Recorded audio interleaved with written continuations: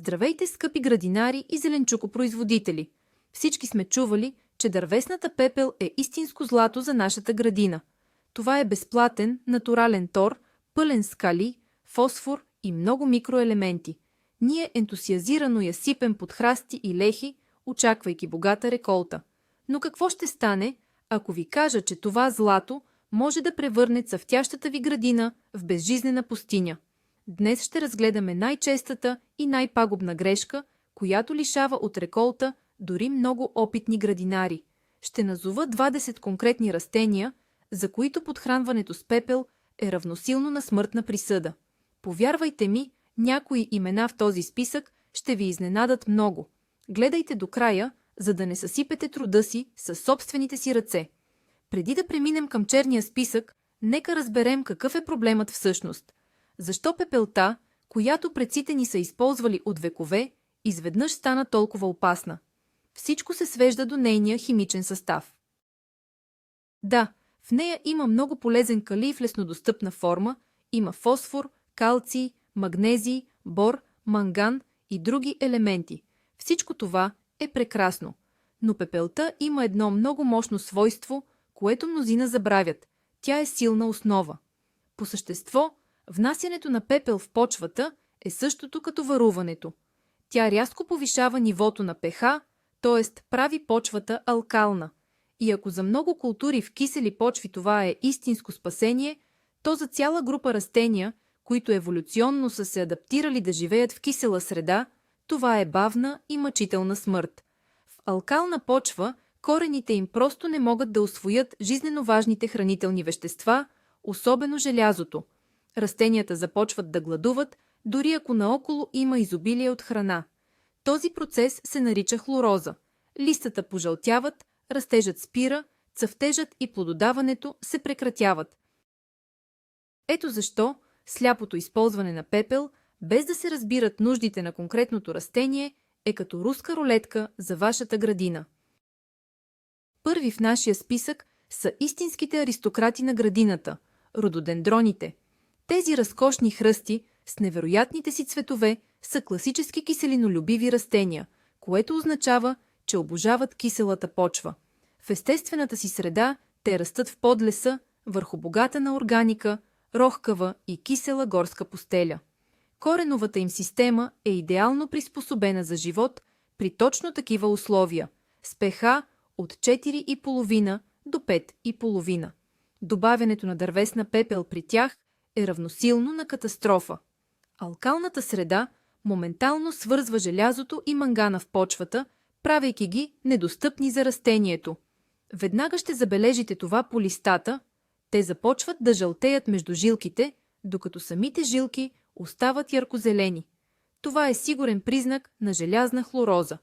Хръстът спира да се развива, няма да заложи цветни пъпки за следващата година, а в най-лошия случай може дори да загине. Никога, при никакви обстоятелства, не използвайте пепел при рододендроните. Най-добре е да ги подхранвате с специализирани торове за киселинолюбиви растения и да ги мулчирате с борова кора или иглолистна шума, за да поддържате необходимото ниво на киселинност. Веднага след рододендроните идват техните най-близки родственици – азалиите.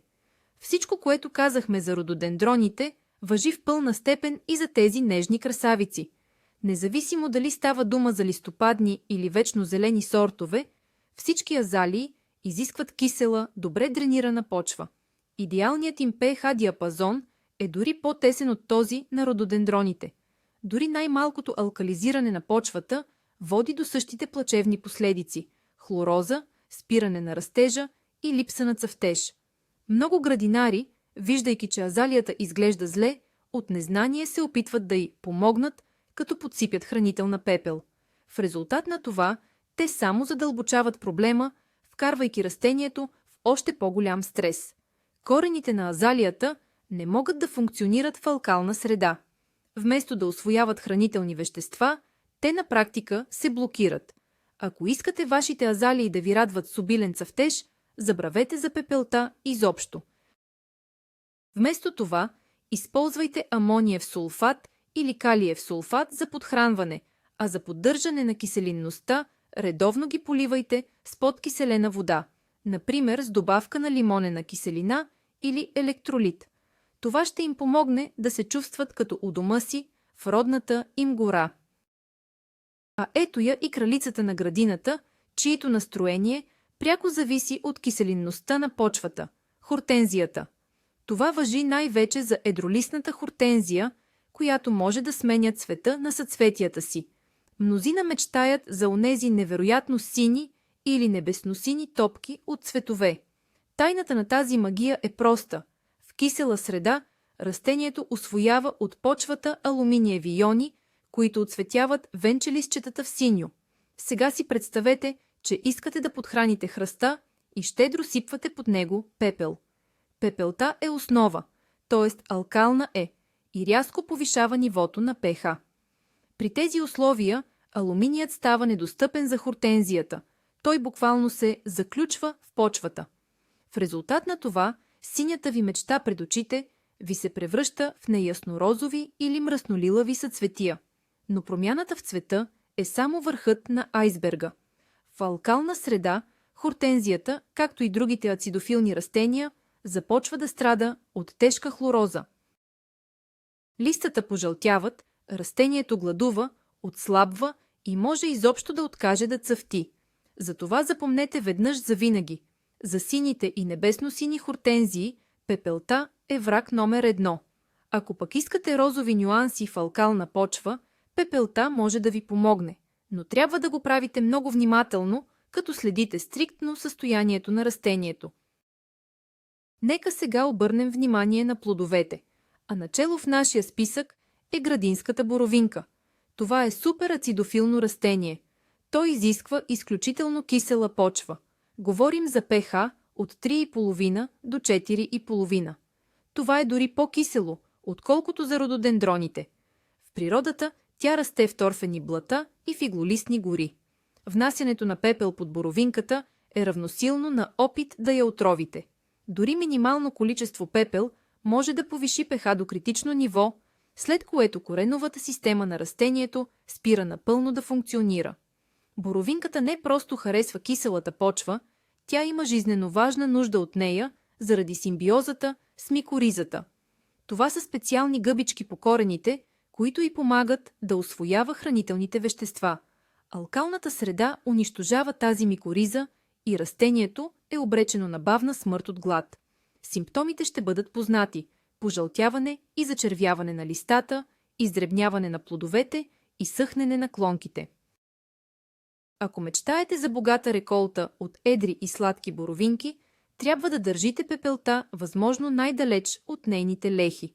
Вместо това използвайте торф, иглолистен опът, колоидна сяра и специализирани торове за боровинки, за да поддържате тази екстремно кисела среда, от която тя толкова много се нуждае. Най-близките родственици на синята боровинка от семейство пиренови, червената боровинка, клюква и брусниката също обичат киселата почва. В дивата природа тези дребни плодни храсти виреят по блатата и в боровите гори, където почвата е богата на торф и разлагащи се борови иглички, което осигурява постоянно висока киселинност. Затова и отглеждането им в градината изисква пресъздаване на тези естествени условия. Използването на пепел в този случай е груба грешка, която може да унищожи всичките ви усилия да отгледате тези ценни плодове. Алкалната реакция на пепелта е пагубна за тяхната деликатна коренова система и симбиотичната микориза. Растенията няма да могат да абсорбират хранителни вещества, ще започнат да вехнат, листата им ще развият хлороза, а за добра реколта просто ще трябва да забравите.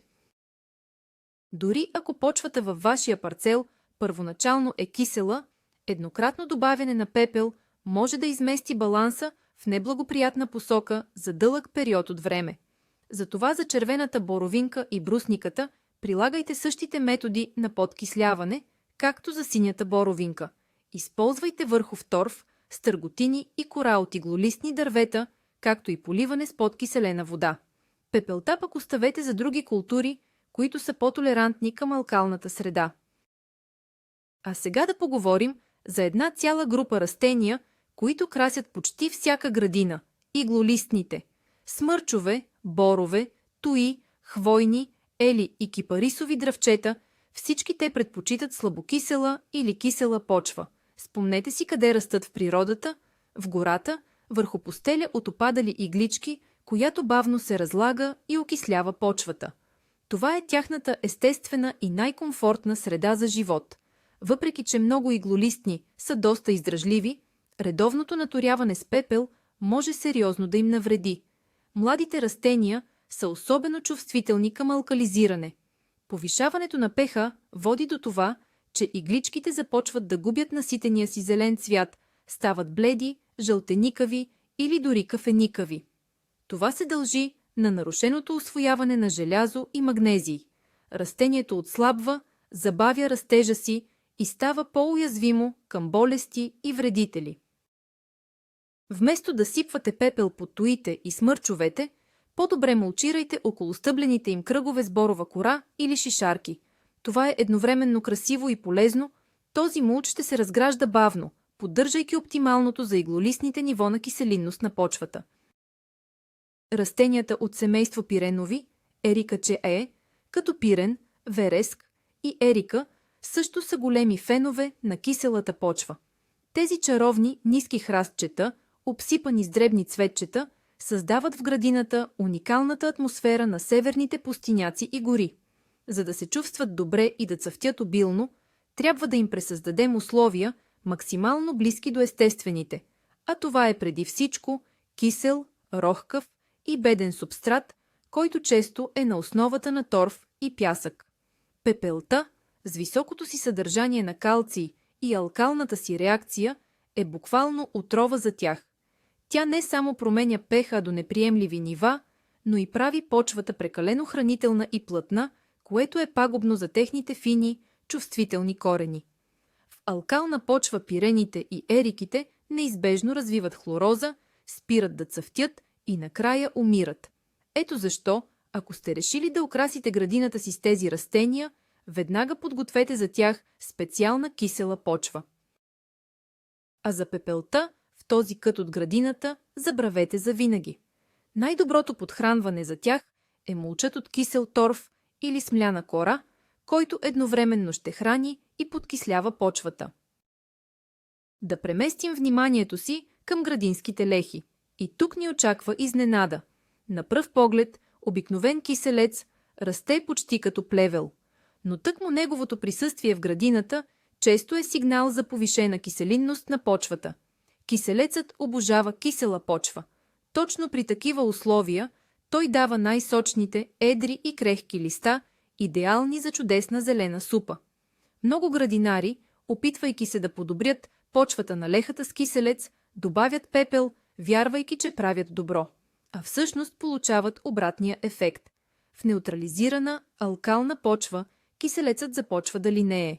Листата му се свиват, стават по-груби, придобиват червеникав оттенък и губят характерния си кисел вкус. Растението започва да цъфти преждевременно и цялата леха бързо става неизползваема. Ако искате да се радвате на вкусен киселец през цялото лято, не се опитвайте да се борите с киселинността на неговата леха. Напротив, поддържайте я. Киселецът чудесно се отблагодарява за мулчиране с торф или прегорял талаш, а пепелта оставете за зелето или за цвеклото, които точно обичат алкална почвена реакция. За киселеца обаче тя е абсолютно противопоказна. Да започнем с още един неочакван елемент в нашия списък – репичките. Този популярен пролетен зеленчук, който толкова ценим заради бързото озряване и свежия хрупкав вкус, се развива най-добре в почва с слабо кисела или неутрална реакция, т.е. pH между 6 и 7, но категорично не понася алкална среда. Добавянето на дървесна пепел в лехата за репички, особено ако е в големи количества, може да предизвика два сериозни проблема. Първо, в алкална почва репичките стават много по-уязвими към неприятна болест, известна като стропясване или парша. Кореноплодите се покриват с грозни брадавичести образувания, стават жилави и напълно негодни за консумация. Второ, свръхдозата калций съдържаща се в пепелта, може да блокира усвояването на други важни хранителни елементи. Това забавя растежа и води до загробяване на кореноплодите. Вместо да се радвате на сочна и нежна репичка, рискувате да получите дървенисти и безвкусни грудки. Ето защо, когато подготвяте лехата за репички, задължително се въздържайте от добавянето на пепел. По-добре обогатете почвата с добре огнил компост или биохумус. Това ще гарантира всички нужни хранителни вещества, без да нарушава киселинно-алкалния баланс на почвата. А ето това вероятно е най-важният момент за повечето градинари. Картофите. Да, нашият втори хляб. Мнозина по традиция слагат шепа пепел в дупката при засаждане, вярвайки, че това е най-добрата подхранка за бъдещата реколта, и правят огромна грешка. Картофите, подобно на репичките, са много чувствителни към алкалната реакция на почвата. Оптималното pH за тях е слабо кисело, между 5 и 6. Добавянето на пепел, особено в почви, които са близки до неутралните, рязко алкализира почвата в самата дупка, а това създава идеални условия за развитието на страшния враг на картофите – обикновената краста. Този патоген просто обожава алкалната среда. В резултат на това, цялата ви реколта може да бъде покрита с неприятни язви и корички. Такива клубени не само се съхраняват лошо, но и губят вкусовите си качества. Разбира се, пепелта съдържа калий, който е важен за картофите. Но вредата от алкализирането на почвата и рискът от развитие на краста са несравнимо по-големи.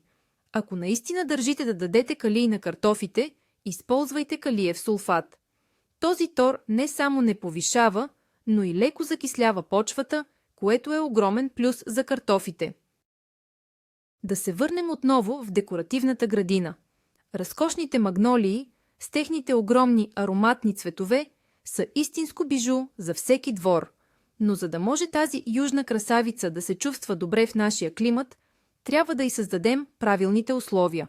А едно от ключовите изисквания е слабо киселата почва. Магнолиите, както и много други растения от нашия списък, не понасят алкална почва. При високо pH ниво корените им губят способността да усвояват желязо и растението започва да страда от хлороза.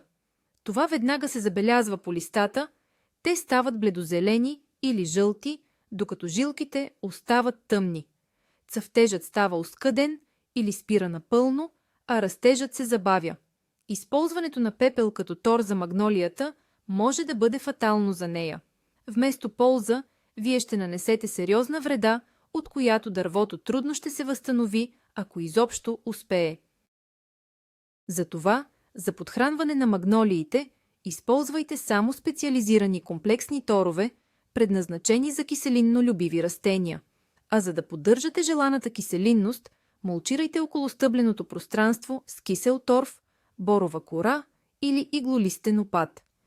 Това ще помогне на вашата магнолия да остане здрава и всяка година да ви радва с вълшебен цъфтеж. Всички видове папрати, които отглеждаме в градините си, са горски обитатели. В природата те виреят на сянка, под дърветата, в рохкава, влажна и кисела почва, образувана от изгнила шума и иглички. Техните дантелени листа или ваи създават усещане за тайнственост и прохлада. За да могат папратите да се развиват добре и да се чувстват комфортно, трябва да им осигурим подобни условия и в градината.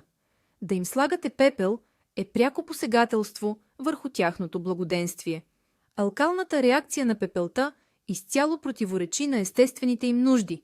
В такава среда корените им не могат да функционират правилно, листата започват да пожълтяват и да изсъхват по краищата, а новите ваи израстват слаби и деформирани. Вместо да имате пищен зелен килим, рискувате да получите жалко, хилаво и болнаво растение. Най-доброто, което можете да направите за вашите папрати, е изобщо да не ги пипате. Те растат отлично, без допълнително подхранване, като се задоволяват с органичната материя в почвата. През есента просто оставяйте падналите листа от дърветата върху тях. Това ще бъде едновременно тяхно покритие и най-добрият тор за следващия сезон. А пепелта дръжте далеч от сенчестите кътчета на вашата градина. Нежните и ароматни момини сълзи са поредните горски обитатели, които виреят най-добре в кисела почва и на сянка. Тези пролетни цветя са способни само за няколко години да превърнат градината ви в гъст, благоухаещ килим. Но за да се случи това, те се нуждаят от подходяща среда. Подобно на папратите, момините сълзи са свикнали на киселата горска постелка, богата на органична материя. Опитът да ги наторите с пепел ще доведе до плачевни резултати. Алкализирането на почвата ще причини стрес на растенията. Те ще спрат да се разрастват активно, листата им могат да пожълтеят, а цъфтежът ще стане много оскъден или изобщо ще спре. Вместо да им помогнете, вие всъщност ще потиснете развитието им. Момините сълзи, както и много други горски многогодишни растения, не изискват специални грижи и често торене. Ако все пак искате да стимулирате растежа им, най-добре е да ги мулчирате с добре огнил листен компост или кисел торф. Това ще бъде много по-полезно и безопасно за тях, отколкото който и да е минерален тор, а още повече – пепел. Запомнете, основният принцип в грижата за горските растения е да не им пречите и да създавате условия, максимално близки до естествените. Ярките свещообразни цветове на лупините са чудесно допълнение към всяка цветна леха с естествен природен дизайн. Тези растения не само са красиви, но и много полезни.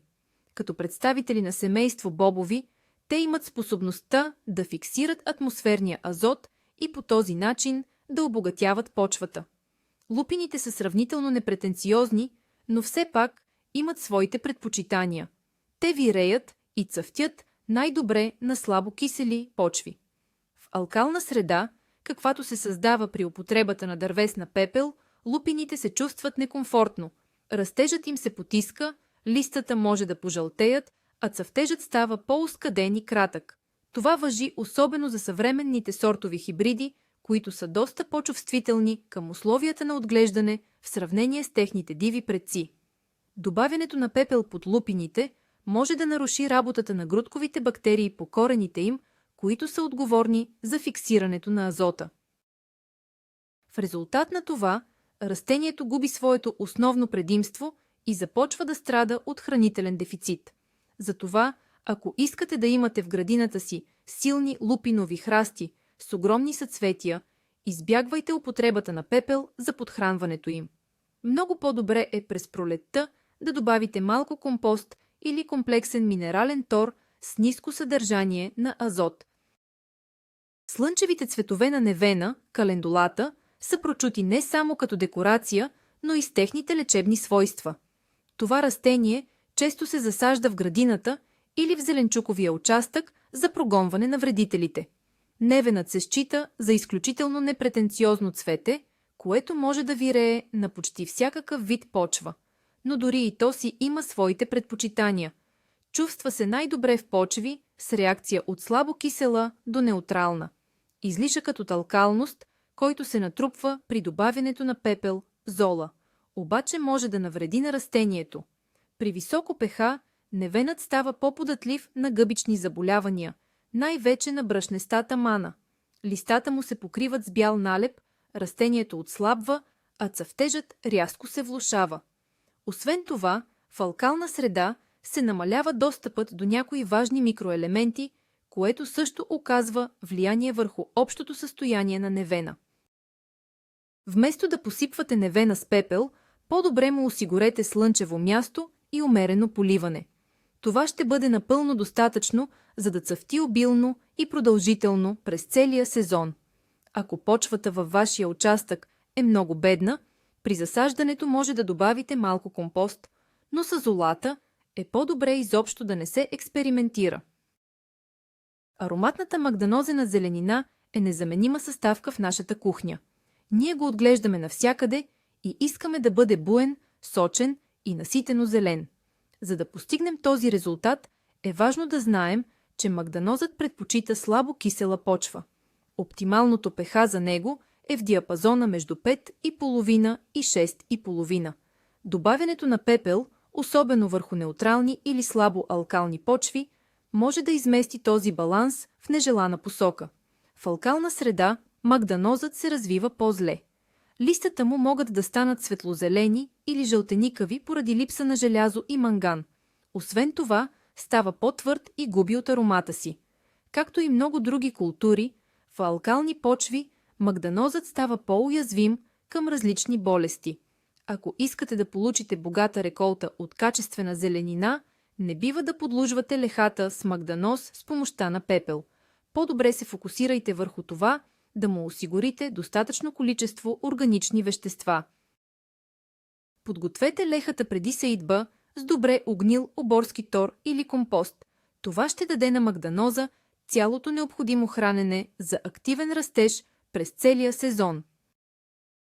Преминаваме към бахчевите култури и тук също ни очаква изненада. Мнозина смятат, че дините обичат жега, слънце и плодородна почва и щедро торят лехите с пепел, за да станат плодовете по-сладки. Истината е, че динята, подобно на много други тиквени култури, предпочита почва с слабо кисела реакция, с pH между 6 и 6,8. Внасянето на прекалено много пепел обаче може да направи почвата твърде алкална за динята. Какъв е резултатът? Нарушава се балансът на хранителните вещества.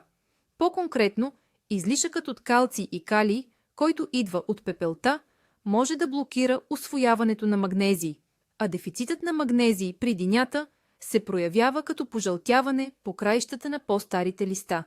Това води до намаляване на фотосинтезата и до отслабване на цялото растение. Лъстарите започват да растат по-бавно, плодовете се завързват по-лошо и по-бавно натрупват маса и захарност. Вместо да очаквате сладък и сочен гигант, рискувате да получите нещо дребно и блудкаво. Ето защо трябва да бъдете изключително внимателни с употребата на пепел при дините.